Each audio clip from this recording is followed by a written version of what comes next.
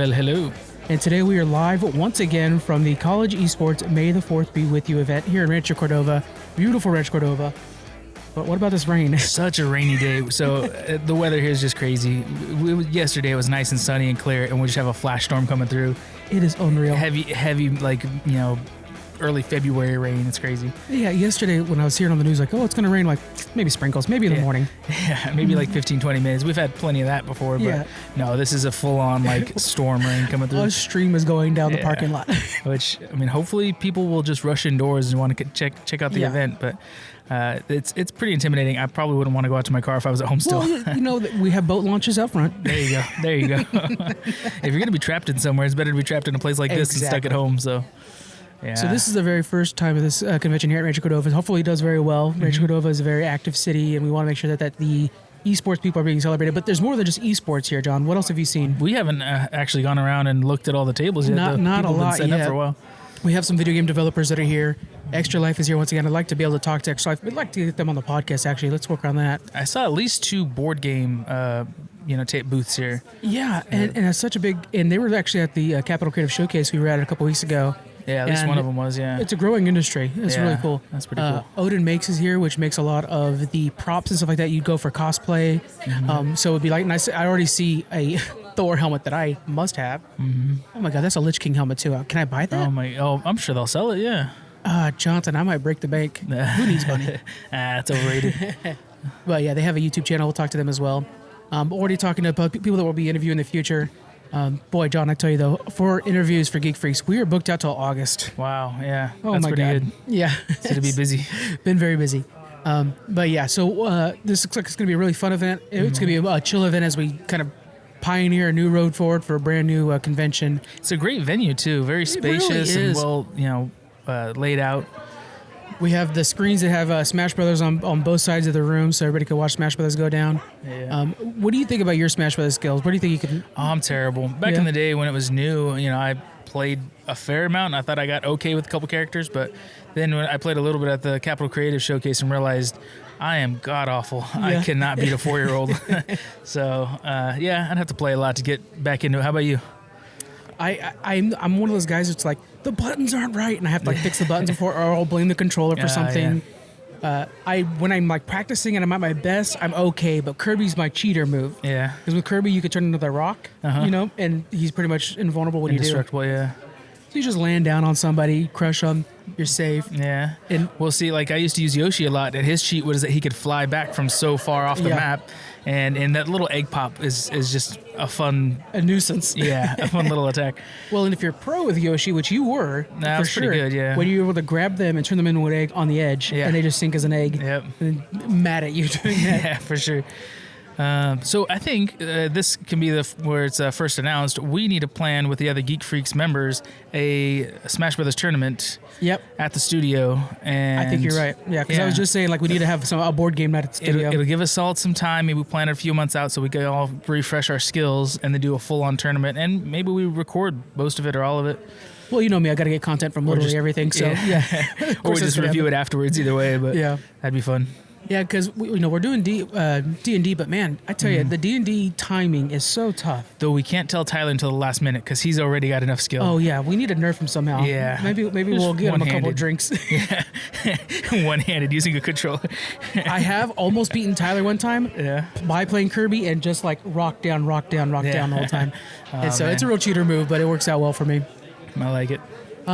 So today, not only do we have this great esports event, but it's also May the 4th, Star Wars Day, and it's Free Comic Book Day. Yeah. So it's an amazing day in the geekdom. So let's talk about both of those right now. Jonathan, let's start with Free Comic Book Day. Do you remember your very first comic book? I don't. Honestly, when we were kids, I didn't have a lot of comic books. I would give you a lot of comics. I remember that much. Yeah. For me, my first one was the wedding edition, the wedding album. It was called Superman getting married to Lois Lane in the 90s. And it was such a cool comic book. And I remember I liked Superman and Batman from the animated series, and just kind of being introduced to them through that. But then I went to a comic book shop, went to Cards and Comics, which luckily have donated some comic books today for us to give out to people. And I saw this all white cover, gorgeous cover, has the Superman emblem, Yeah. And so I went and bought it, and that was my very first comic book, and it's framed on my wall today. Yeah, And that's pretty cool. My favorite page it's about halfway through. It's a double-sided page, and it's Superman who's like, "How am I going to get married? I got to watch Metropolis. It's constantly being attacked." Yeah. And Batman saying, "Don't worry, we got it." And flying overhead is Green Lantern and all the superheroes in the DC everyone else universe. comes together to cover his post while he's getting married. Yeah, which is just like dope. such. I mean, that's some of the best DC work right there. It's beautiful. Yeah. Oh yeah! Now that I think about it, the first time, and it probably wasn't my first comic book that I owned, but the first time I remember buying comic books was Elk Grove Cards and Comics.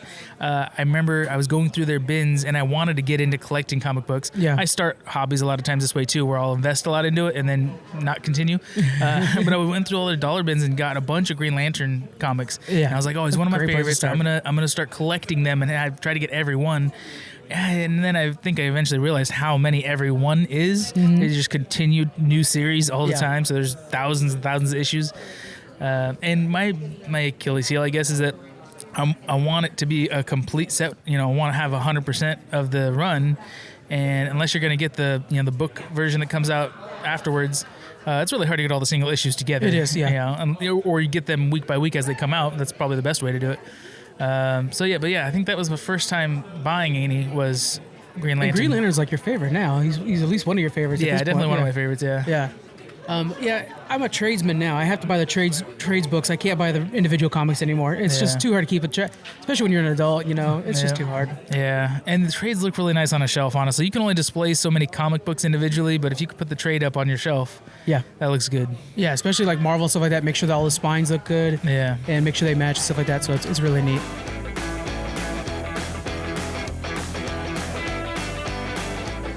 All right, we are back recording, guys. We are not recording as much as we thought we were going to record because holy cow, has it been busy today. We've had, how many people do you think came across this booth, Jonathan? a couple hundred At least. We brought a ton of prizes to give out, free comic books, wonderful how many comic books we gave out. We're tapped. Yeah. They're all out. You know what I loved is how many times I heard, "Oh, this is my very first comic book." Yeah, actually, I was surprised so many people hadn't had comic books Because there was before. a bunch of little kids that were winning them. Yeah. And that first comic book, when you first crack it open, you start to see that art in there and stuff like that. Yeah. You're bound to just want to know more. Yep. And there's such a vast world of comic books. There's so many options. So once you get the first one and you realize that you like that medium, and you go, looking into it a little more, you'll find tons that are, your flavor. So absolutely, that's fun. It is wonderful. Yeah.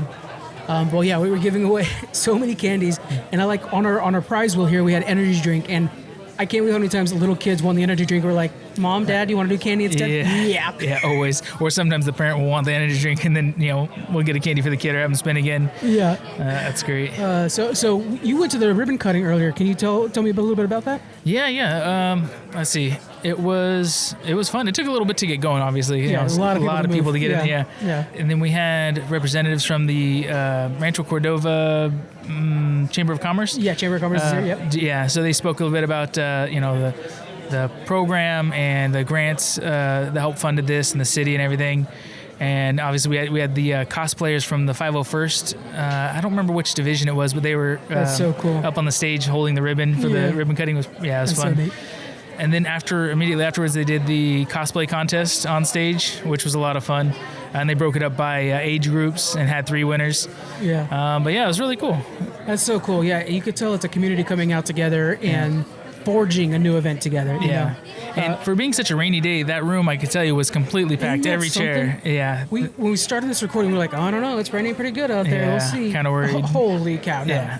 People are waterproof, man. Yeah. The people in Rancho Cordova especially are excited about, this kind of event. Speaking of the city, got to meet the vice mayor.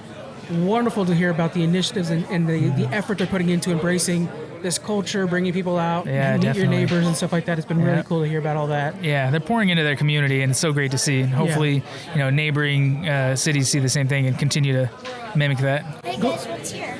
We got stickers, we got candy. Yeah, feel free to grab some.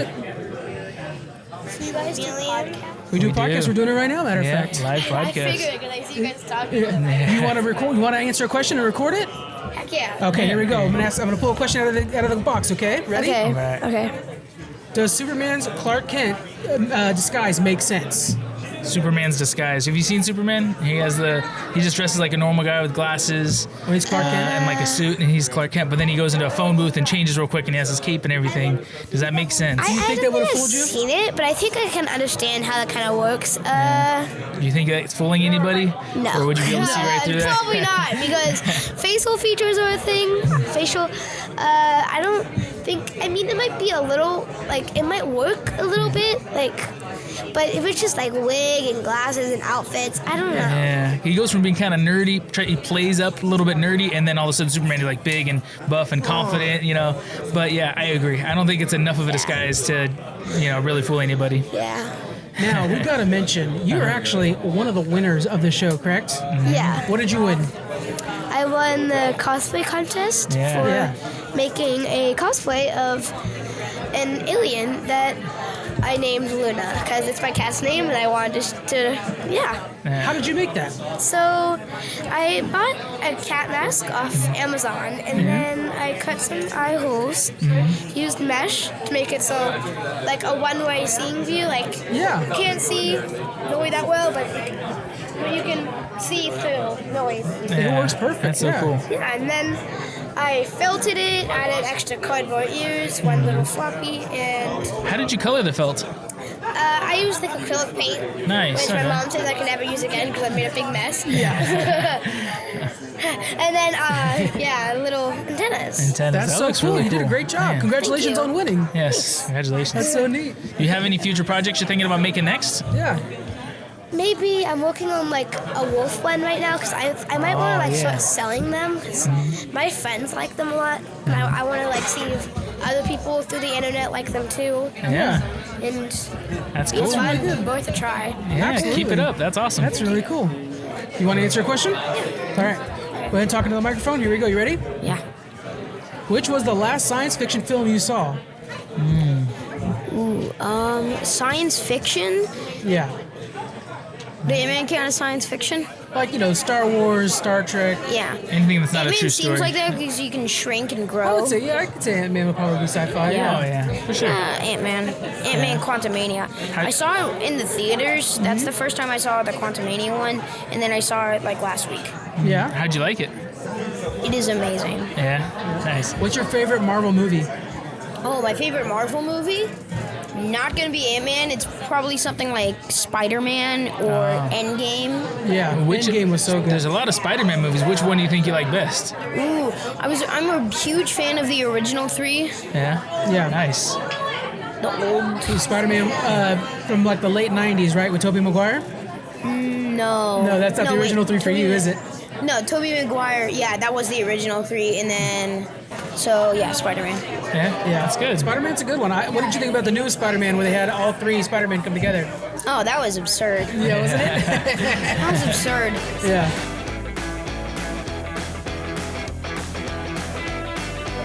All right, everybody, we are now here with Amber from Extra Life. How you doing, Amber? I'm doing great. How are you doing? I'm doing excellent. It's been a lot of fun here at the Rancho Cordova event. Can you tell us a little bit about Extra Life? I can. So Extra Life is a charity that uses games and gaming to raise funds for Children's Miracle Network hospitals all across the U.S. and Canada. Here in Sacramento, we raise for UC Davis Children's Hospital. So every dollar we raise stays local and goes to help our local kids. Now, how can your average video gamer help out with this program? So there is lots of ways to get involved with Extra Life. Our video gamers, we have a lot of streamers that like to stream and raise funds through charity that way. But if you're not a streamer, you can hold little video game days at your house. Yeah. Invite your friends and family, tell them to come on over. We're going to do a charity game night. Have them all contribute like $5, $10, $20, and it all goes to charity. Have a little maybe a mini tournament, maybe split some of the money to charity, some of it to the winner. Yeah. There's lots of different things. And if you're not a video gamer, you can do the same thing. Board games are really popular. We have several people that do like D&D games, just like a one-off for charity that night, and it's $10 buy-in to come play the game. And lots of different things like that. Same with board game tournaments. Just have a bunch of board games out, have your friends come, some munchies and all that good stuff. And there's lots of great ways to get involved. How did you get involved with the program? So I started out by supporting a friend of mine who was a streamer. And in November, Extra Life has a game day, and it's 24 hours of gaming to raise funds for the kids. And so he would do the 24 hours, and I supported him. And then I started building online communities. I ran Minecraft servers for teenagers and young adults. And I thought, you know what? I would love to show them that you can take something you love, like gaming, and use it as a powerful force for good to help other people. And so, and plus it sounded just like fun to play video games for 24 hours. I mean, who doesn't want to game for 24 hours with no guilt, right? So I started doing that for those reasons. I really wanted to show people that they can take their passions and use it for something other than just selfish reasons, and to help other people. And so that's kind of how I got involved. That's perfect. What game do you feel like gains the most attention for Extra Life? Oh gosh. Right now, Fortnite's so big. Minecraft seems like it's a really good corner. Minecraft is always a good corner. I like that one. Fortnite. Honestly, any game that you enjoy can be used for good. I personally am a horror streamer, so I like to play spooky, scary games, and I use interactive ways. There's a lot of different things. There's Dixper, there's crowd control, things like that where people can spend money. And then I take all of those funds and I donate them back. And so oftentimes I'll have people either donate to my charity and then I gift them like free Dixper crates or extra coins or things like that. And so that tends to be my big, because people love to scare the crap out of me. So that is how I raise funds. But there's lots of things. I know gamers who do, oh gosh, what's the word? Where you try to do the games really fast? Like speed runs, yeah. Speed runs. They'll say, for X amount of money, I have to stop and start over again. Yeah. And so people will donate to keep them from finishing. Oh, wow. And so they have to stop and start over again. Or every time somebody donates $10, I will intentionally die and start over, lose whatever I lose, whatever game it is. So there's lots of different ways of using the games you love. But really, it's whatever games you enjoy. That's such a cool way to be. Not only is it just great cause, but you're also being a very creative streamer, which is bringing more value to your brand as a streamer itself. Yeah, exactly. And so, it's a great way of incorporating, getting your community involved and creating that entertainment value that we're all looking for. Yeah.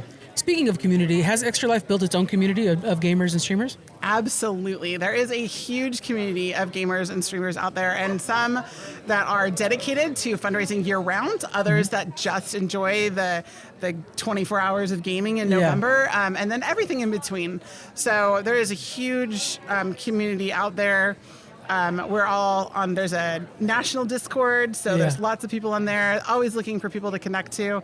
And we've started partnering with different Extra Life communities throughout the country and coming together and doing some online gaming events that way. That is so cool. I love that it's not only national, but you can find a local branch as well and support local as well. Absolutely. And it's so cool. That's really the great. Best part about Extra Life is that you can support whatever your local hospital is or whatever hospital is personal to you. Like, I know lots of people that who were either treated in a hospital themselves or had family members treated in a hospital that isn't where they live. Yeah. And that's the hospital they raise for because it has personal meaning for them. Yeah. And I think that's pretty neat. That is an amazing program. Now, before we head out, I mean, first off, we're going to have all the links in the description for Extra Life and how you guys can help out too. But I want to pull out 3 cards out of the Geek box. You ready to answer some questions? Okay, let's go. Here we go. First up, we have, which are your most prized DVDs? Oh, my most Do you still have DVDs? I absolutely still have DVDs. I have, most prized DVD. Okay, I quite like my Lord of the Rings trilogy. Yeah.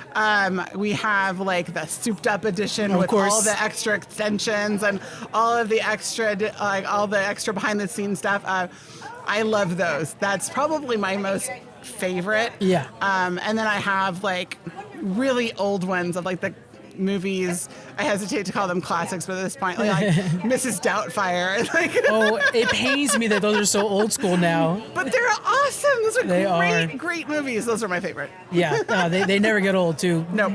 Matilda, that whole generation, so good. Next, I have for you, when have you most wanted to use a cheat code in a game? Most wanted to use a cheat code. Oh my gosh.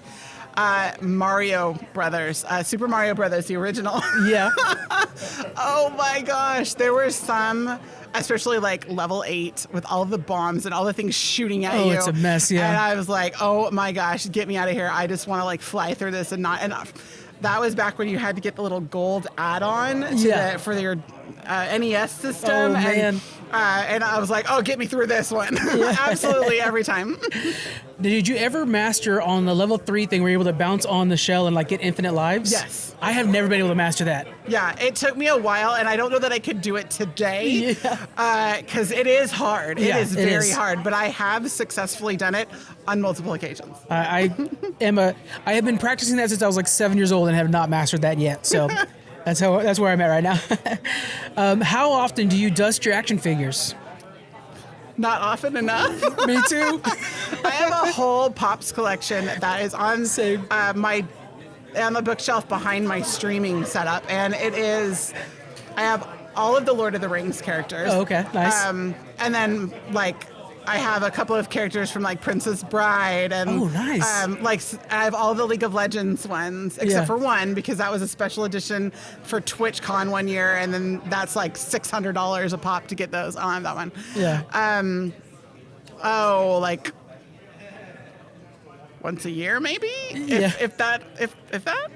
I have honestly thought about like, what would be a good TikTok channel is just dusting all my Funko Pops, because I'm at the point now where I'm like, okay, you cannot buy another Funko Pop unless you take it out of the box. Yeah. That way I have to and you got to enjoy it, To be fair, all of mine are out of the box. Yeah, because, me too now at this point. One, I didn't have the space for them all in the box, and two, I was like, I'm not gonna sell these. I want to enjoy them, so I took them all out of the box.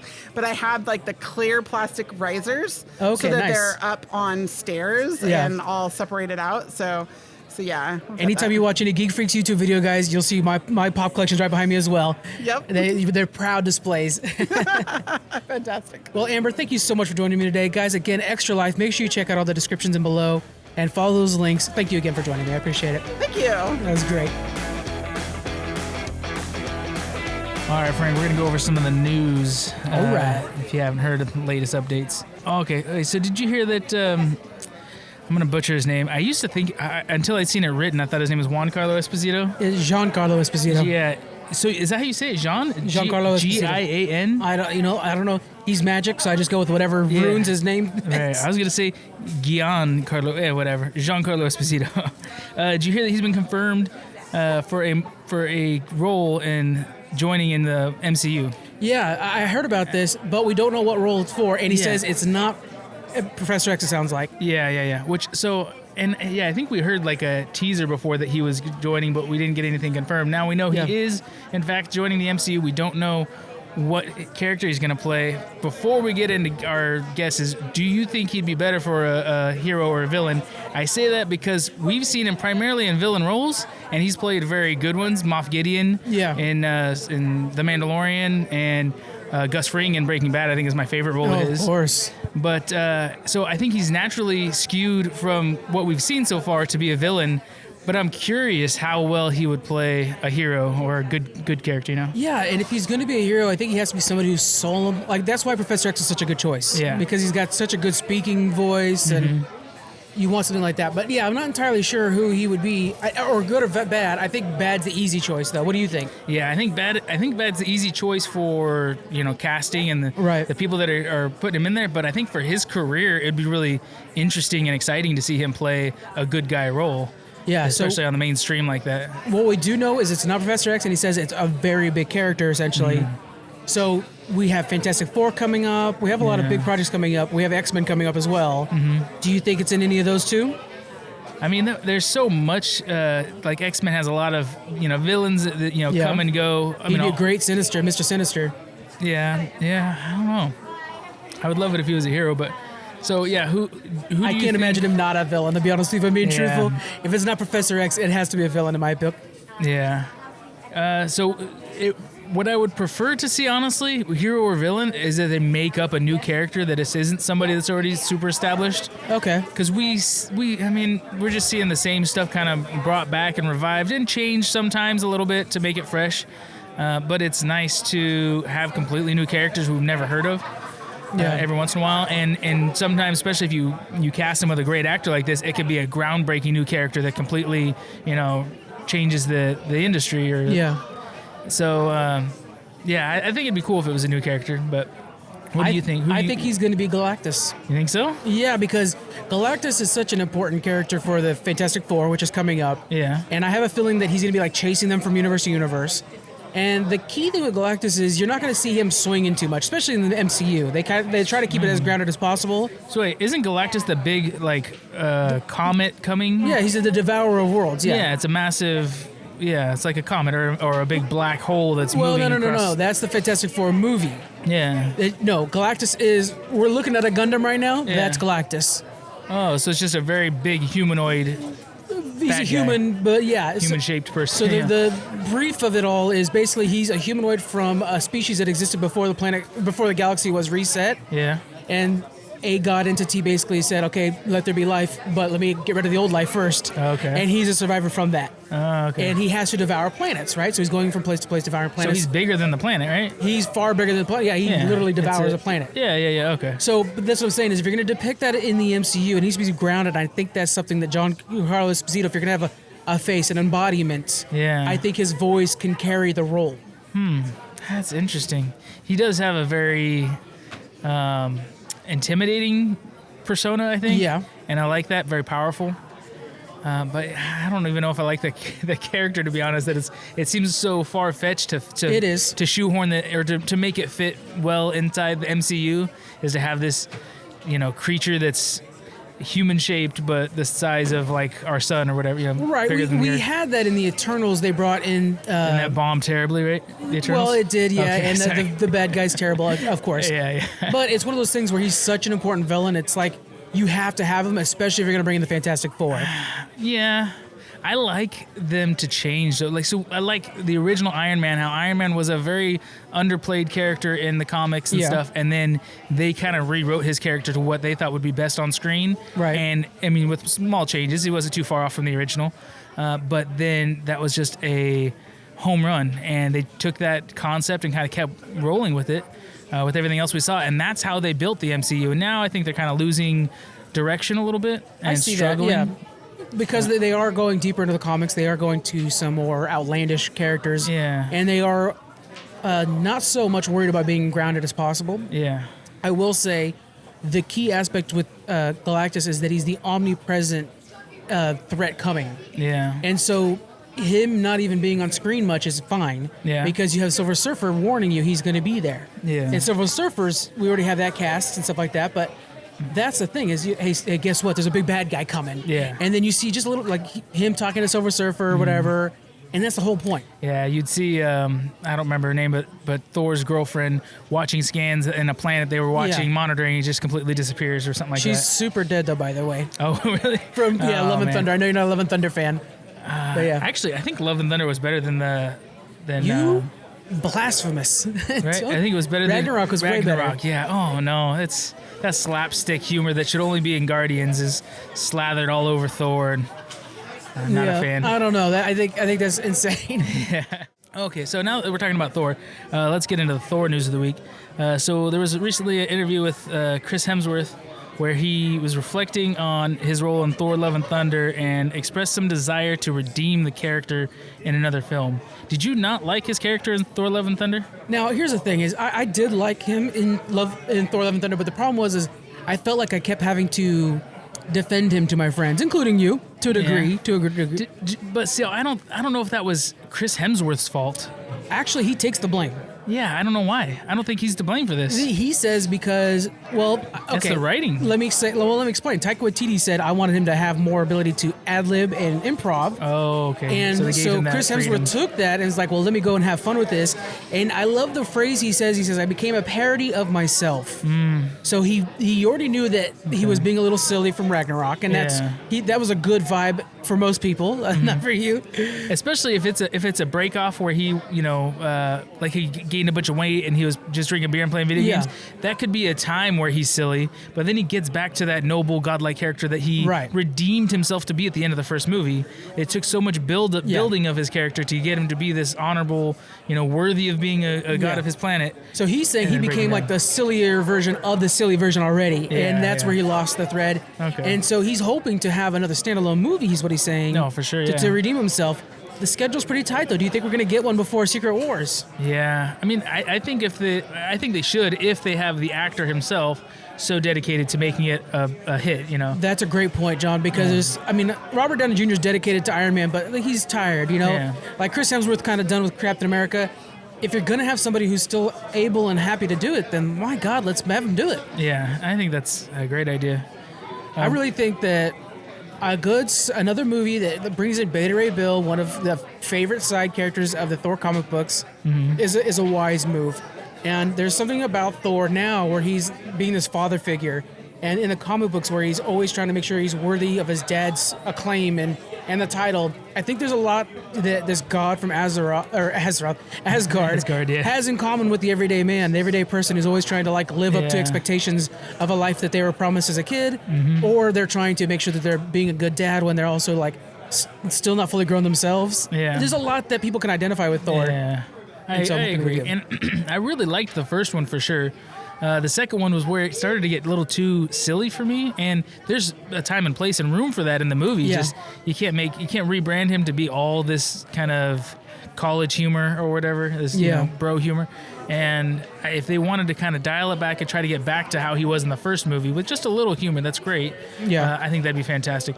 And that humor, I think, is very fitting in Guardians of the Galaxy. And so when he crosses over with them, that's a good place to put it, too. But when he's off on his own, it's more about honor, nobility, and his, aspiring to be a god. I tell you what, me and Thomas talk about this. Like, if I ever need to be hyped up, if I need coffee in the morning, but I don't have any coffee on hand, I watch the audience reactions for Endgame. Yeah. That's like when Captain America's picking up Mjolnir for the first time, or the Avengers assembles every day. Like, that's such hype fuel. Yeah. Or when, such a good moment, when we first see the two other Spider-Men in the Spider-Man No Way Home. Oh, yeah. That's such good hype fuel for me. Yeah. But you know what gets me I'm in my tearing up was when in Endgame, or in Infinity War, when our Thor, who's been through the hell and back, who's chunky and a Fortnite player, he goes back in time and he sees his mom. Oh, and his mom says, "Oh, you're not my Thor." I know. How do you not cry at that scene? Yeah, it's such a beautiful scene, well acted. And for everybody who says the MCU's lost its way, the MCU's not good anymore, it still has heart. It's still you have gotten spoiled by such good content, and that's part of it too. Is we set our expectations higher every time. We think they're gonna beat what they did last time, and it's like, hey, they're just writers and producers doing the same thing they did yesterday. Yeah.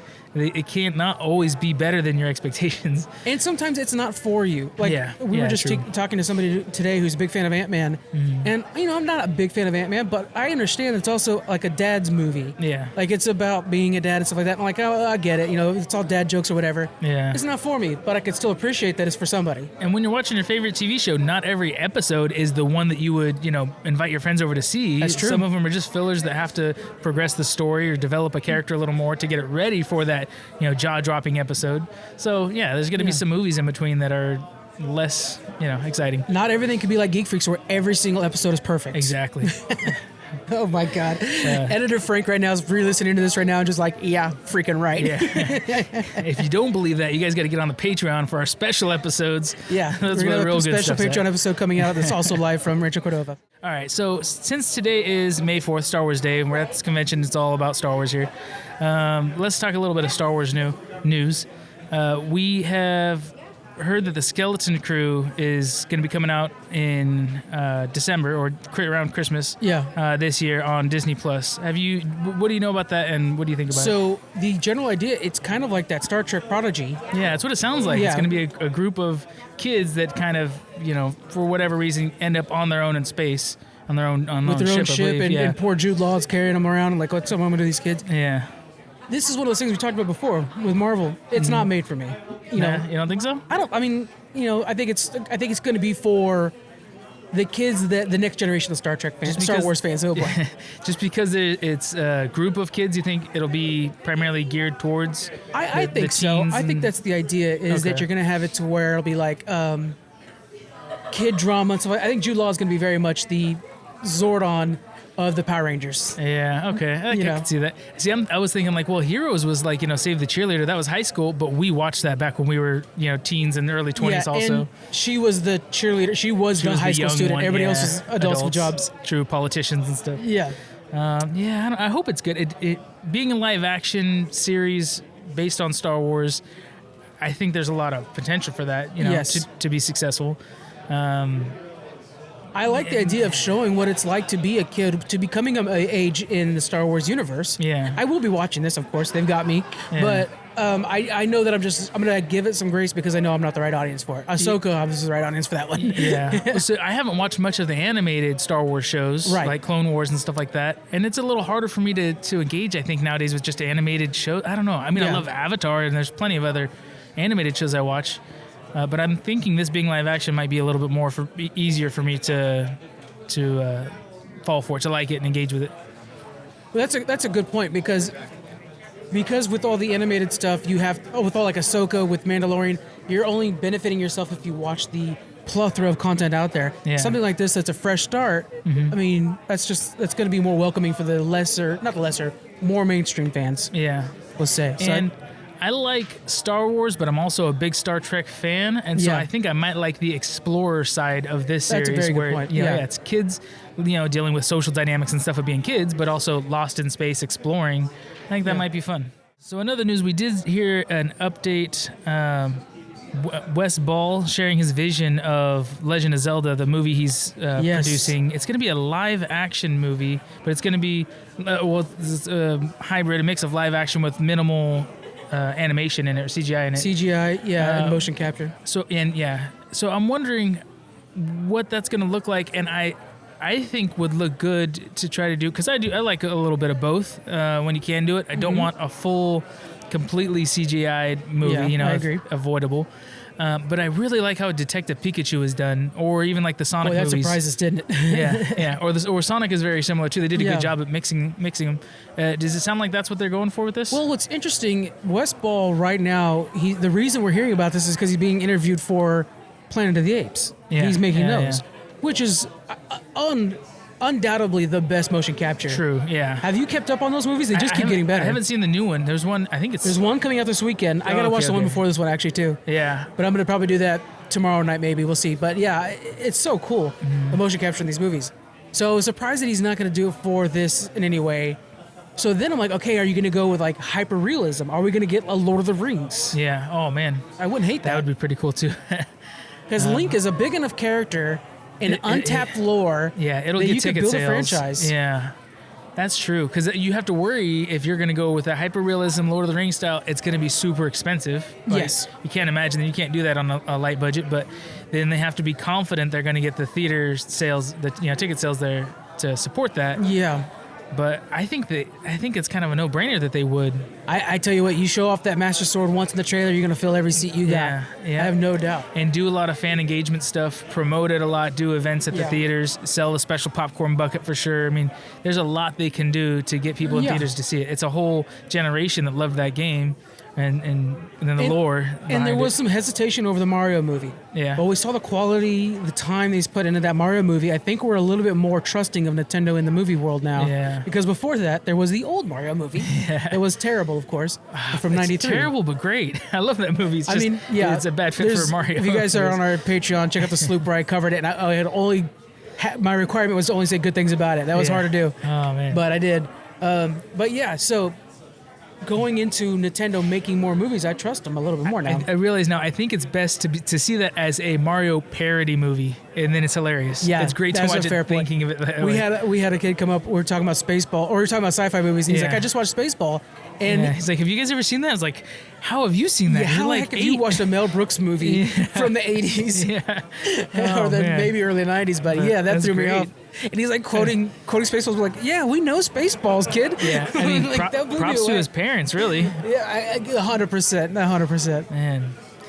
All right, one more thing I want to talk about. I love this franchise. I'm excited to hear it continuing. Is Tron? They're going to make a third Tron movie. What do you think about that? It's called Tron Ares. So, like a lot of you guys, I'm like, Jared Leto's involved with this. I'm a little worried about Jared Leto. That's a little, it's scary.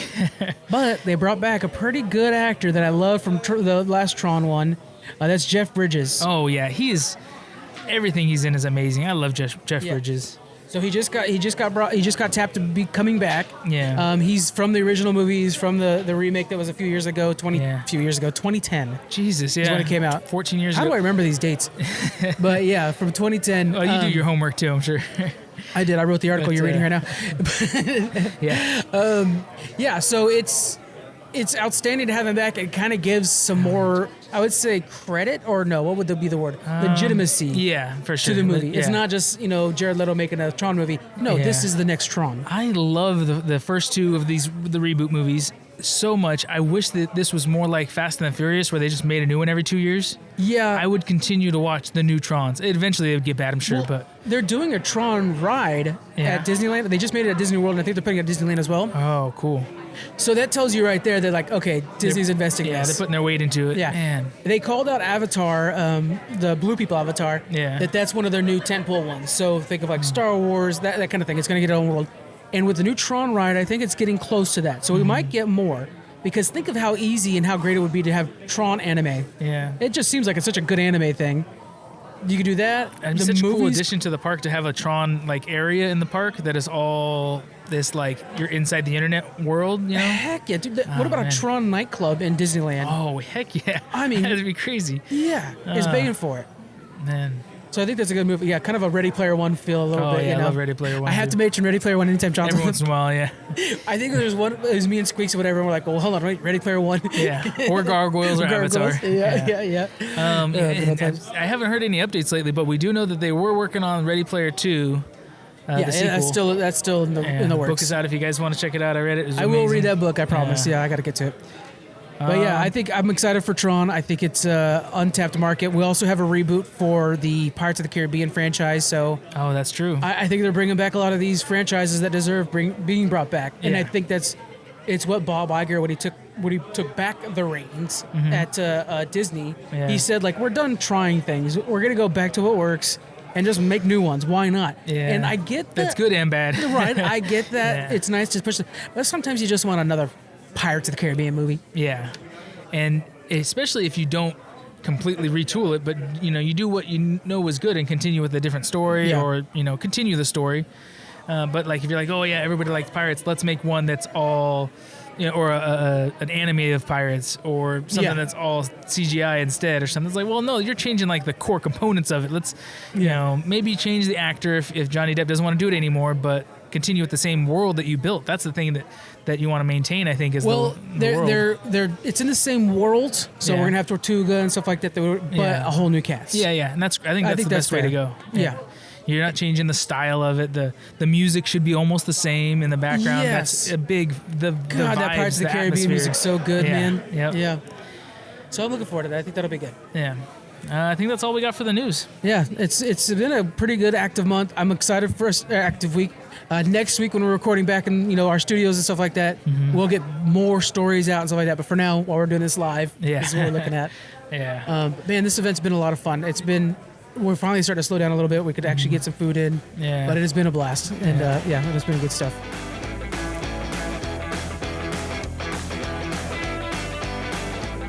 All right, Jonathan, we have been here in Rancho Cordova at the eSports event, Yes. celebrating Star Wars, celebrating eSports, really celebrating the community.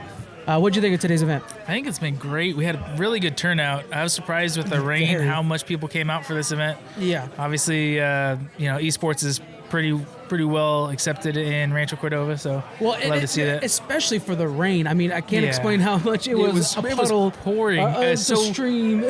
Now the rain's stopped and it's starting to clear up a little bit, but this morning it was coming down so hard you probably wouldn't want to drive if you weren't already here.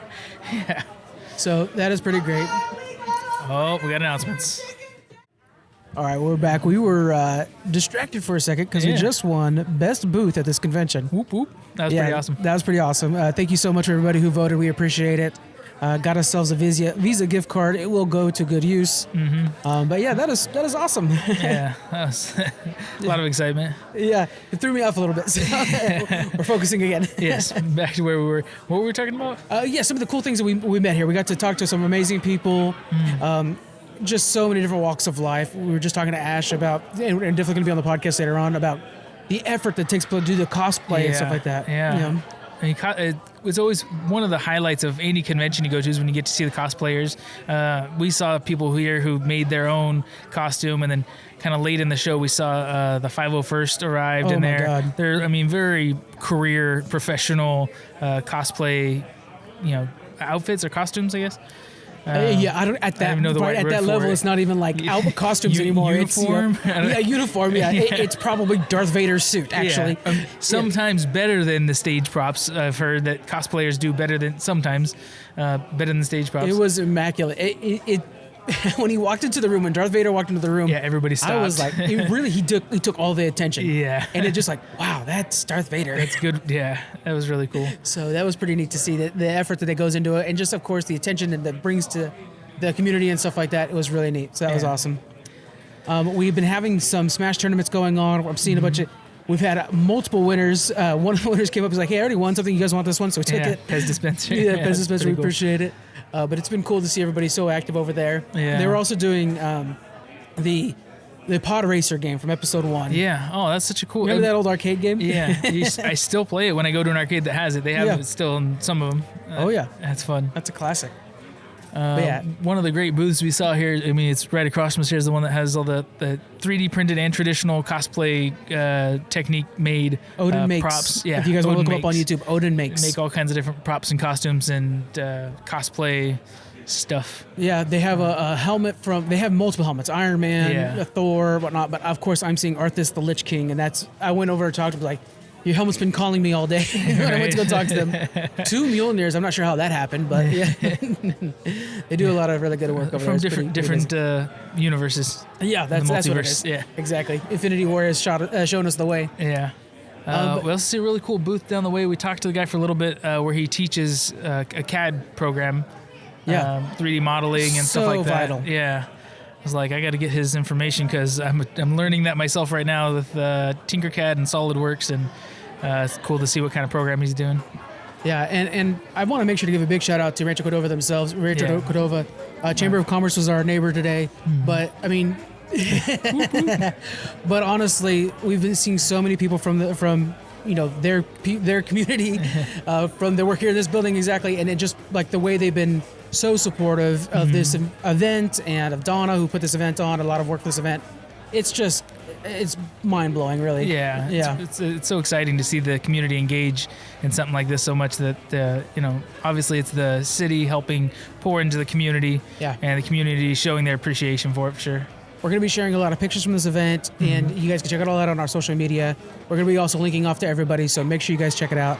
Thanks for hanging out with us this week, and we'll see you next week. Bye. Bye. Thanks. Hey everybody, Editing Frank here. Just to let you know, there is more of us talking at Rancho Cordova eSports event. We're going to put it up on our Patreon. It'll be a side quest episode. We're going to make it completely free for everybody, so you can go ahead and check it out. We're going to be talking about Star Wars movies. We're going to be listening to or hearing a quiz that we did for Pokemon. We had a kid come up that was like just a Pokemon genius. It was fun to talk to him. But yeah, we're going to talk more over there. We're also going to be talking about what it's like to podcast at conventions and the benefits and stuff like that of podcasting at conventions, because we know some of our fellow podcasters have not really considered that idea, and it is really a fun way to meet the community that you're a part of. Anyway, so yeah, that'll be over on our Patreon. Again, completely free. I hope you check it out, and thank you very much for having us at these conventions. Next week, we're recording back in studio. after we all take long naps because these things wear us out. But it is a blast. And thank you again for joining us. All right, we'll see you next week.